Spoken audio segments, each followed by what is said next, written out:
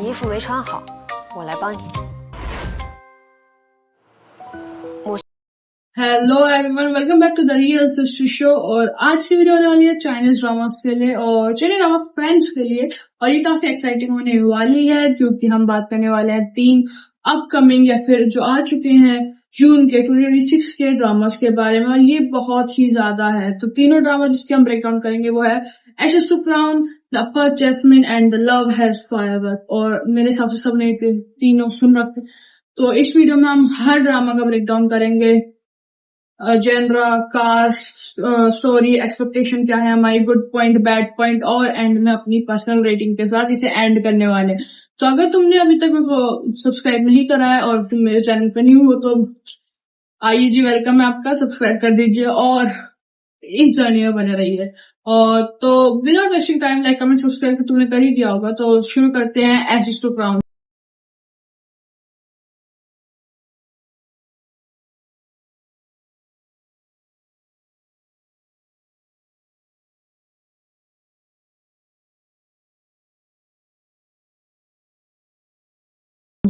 Ashes to crown की cast की बात करी जाए तो वह चैंग डुलिंग और स्वाओ येरेन। अब तुम्हें इससे क्या एक्सपेक्टेशन है वो नहीं पता, बट जेनरा की बात करें तो हिस्टोरिकल पॉलिटिकल रोमांस ड्रामा है। स्टोरी लाइन से बात करी जाए तो है, सबसे पहले बात करी जाए एशेस टू क्राउन की तो वो है, ये ड्रामा हमें चॉन्ग की स्टोरी फॉलो कराता है फॉर एक रिस्पेक्टेड जनरल की डॉटर की। तो ये स्टोरी में मेन सेंटर जो है वो मिला है च्वाओ की, एक जो जनरल है उसकी बेटी को। लेकिन पावर और पॉलिटिक्स का डेंजरस गेम और वो खुद एक मोहरा बन के रह जाती है और उसके अलावा कुछ नहीं रहती। उसकी डेस्टिनी, उसके डिसीजन सब अकॉर्डिंग टू डिसीजन होने लगते हैं। अपनी ट्रेजिक फेट्स को एक्सेप्ट करने लग जाती है कि उसे लगता है कि अब जो भी हो रहा है मेरे साथ सब सही हो रहा है, क्यों हो रहा है मुझे नहीं पता, बट ठीक है। तो चॉन्ग खुद अपनी जिंदगी को और फ्यूचर को कंट्रोल करने का डिसीजन लेती है उसके बाद। और इस जर्नी में उसकी मुलाकात होती है श्यू यालिंग से। और इसी मुलाकात में एक जो एक नाजायज औलाद होता है और अपने खुद के स्ट्रगल और पेनफुल पास्ट से जी रहा है, वो पास्ट को भुलाना चाहता है। दोनों कैरेक्टर ग्रेजुअली एक दूसरे के क्लोज आते हैं और लाइफ को लेकर थोड़े से सीरियस होते हैं। लेकिन उनके आसपास के जो पैलेस कॉन्स्पिरेसी या फिर बिट्रेयल या पॉलिटिकल कॉन्फ्लिक्ट की बात करी जाए तो वो बहुत ही ज्यादा लाइफ को कॉम्प्लिकेटेड बना देती है। और ट्रेलर और ऑफिशियल मटेरियल के देखकर लगता है कि ये ड्रामा में रिवेंज, डेस्परेशन और इमोशनल रोमांस हो सकता है। और स्टोरी को कॉम्बिनेशन से ये कॉम्बिनेशन तीनों मिले तो वो बहुत अच्छी बन सकती है। और ऑनेस्टली विजुअल और प्रोडक्शन क्वालिटी काफी और बहुत ज्यादा ही अच्छी है और सिनेमैटिक फील दे रही है। गुड पॉइंट की बात करी जाए तो स्ट्रॉन्ग फीमेल लीड है, पैलेस पॉलिटिकल है और इमोशनल रोमांस है, ब्यूटीफुल सिनेमेटोग्राफी है और हाई प्रोडक्ट क्वालिटी है। बैड पॉइंट की बात करें तो मेरे हिसाब से वो होगा हैवी पॉलिटिकल स्टोरी लाइन है, पूरा रिवॉल्व करने वाली वो स्टोरी लाइन हैवी बहुत ज्यादा है। स्लो बर्न रोमांस हो सकता है और कॉम्प्लेक्स कैरेक्टर हो सकते हैं। और कंक्लूजन और रेटिंग की बात करी जाए तो मेरे हिसाब से जून का सबसे अच्छा और हाई क्रिएटेड ड्रामा यही है और एक्सपेक्टेशन सबकी हाई है इससे। तो मेरे हिसाब से रेटिंग होगी इसकी 9.3। आपके हिसाब से क्या होगी आप जरूर बताना। और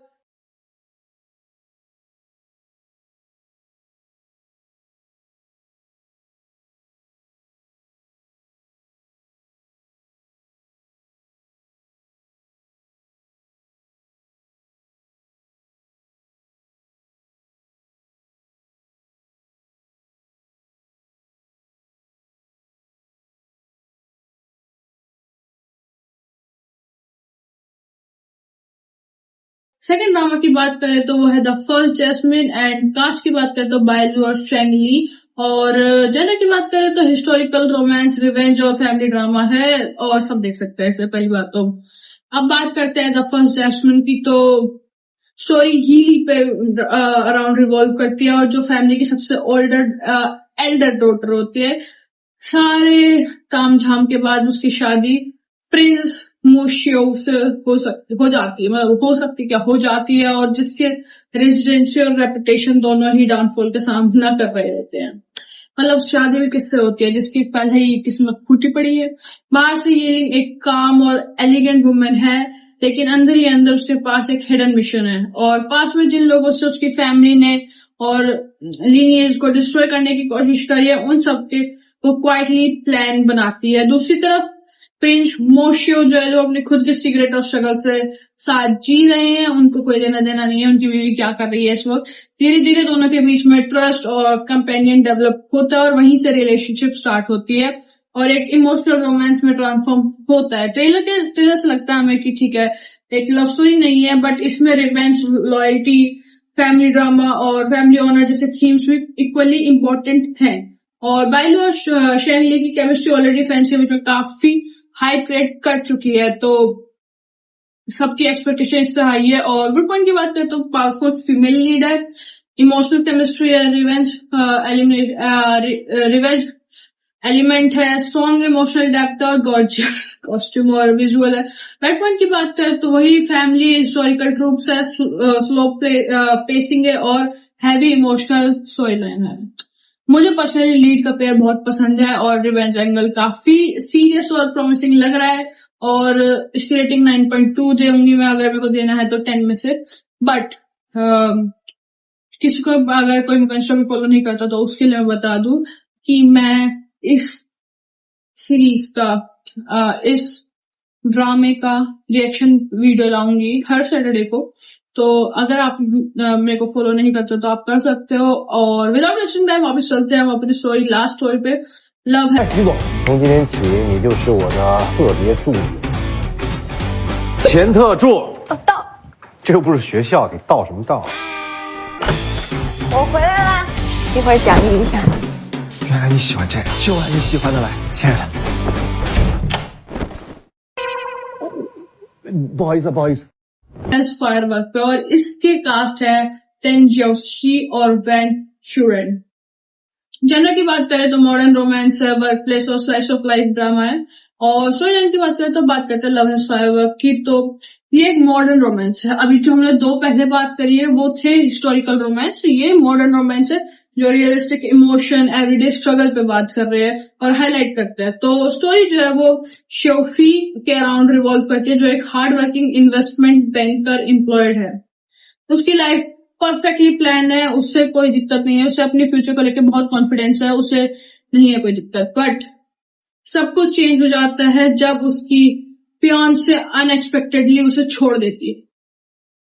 सैड बट ठीक है। एक ब्रोकन रिलेशनशिप के बाद उसके अपनी लाइफ और करियर दोनों को दोबारा से रिबिल्ड करना है, और इसी स्ट्रगल के बीच में उसकी मुलाकात होती है ली की फी से होती है। और दोनों पर्सनैलिटी बिल्कुल अपोजिट है, उसकी वैल्यूज, लाइफस्टाइल, प्रायोरिटीज बाकी सब बहुत ही डिफरेंट है। बट सिचुएशन ऐसी बन जाती है कि दोनों को एक ही घर में शेयर करना रहता है, और स्टार्टिंग में उनके बीच में क्लैशेस और मिसअंडरस्टैंडिंग होती है, बट धीरे धीरे एज ऑलवेज धीरे धीरे ऑकवर्डनेस, रिलेशनशिप, फ्रेंडशिप और फिर रोमांस में बदलना शुरू हो जाता है। ड्रामा रियलिस्टिक है, रिलेशनशिप है, करियर प्रेशर और पर्सनल ग्रोथ को काफी रिलेटेबल प्रेजेंट किया गया है। बट अगर ये आप लोगों को बहुत अच्छा लगेगा, कंफर्ट ड्रामा, मैच्योर रोमांस पसंद करते हो, तो ये ड्रामा आपके लिए डेफिनेटली बहुत इंटरेस्टिंग है।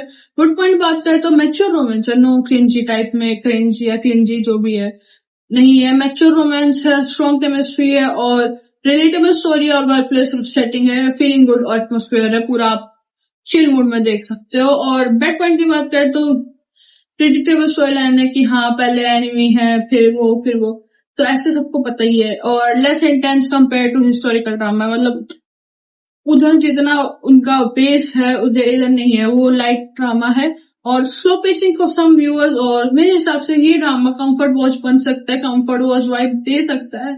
बट जो हिस्टोरिकल ड्रामा आ चुके हैं उनसे थोड़ा लेस रहेगा। इसका तो रेटिंग होगी 8.9 आउट ऑफ 10, और मेरी फाइनल रैंकिंग होगी as a soprano, the first jasmine and then love has firework.